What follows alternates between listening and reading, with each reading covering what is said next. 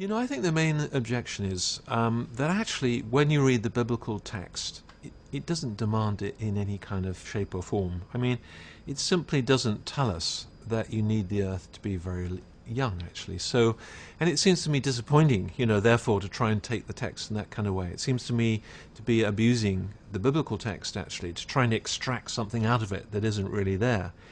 And if you go back to the early church fathers, what you find is, and we're talking about, for example, Augustine at the beginning of the 5th century, in his great commentary on Genesis called The Literal Interpretation of Genesis. Now, you might expect, if you go to the literal interpretation of Genesis, here we find a commentary that was actually talking about a young earth. Not a bit of it. It has actually a very metaphorical, figurative understanding of the Genesis text.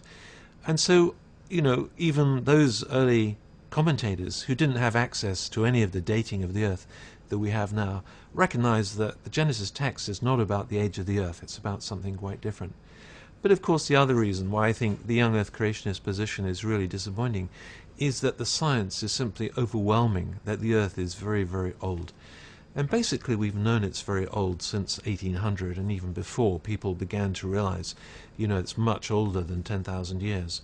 And certainly by the middle of the 19th century, I mean, there was nobody in any doubt, and including Christians and people who are evangelicals, Bible-believing Christians of the mid-19th century, people like Adam Sedgwick, who was here in Cambridge, who was professor of geology, and who is a great believer, who was an Anglican vicar, and who helped to establish the geological column and the age of the earth and so forth. I mean, people like that, they knew the earth was very old. They knew that that was not incompatible with their Christian belief. So the whole idea of the earth being very young is kind of a recent 20th century idea. It was never there, really, amongst the academic Christians, certainly, of the 19th century.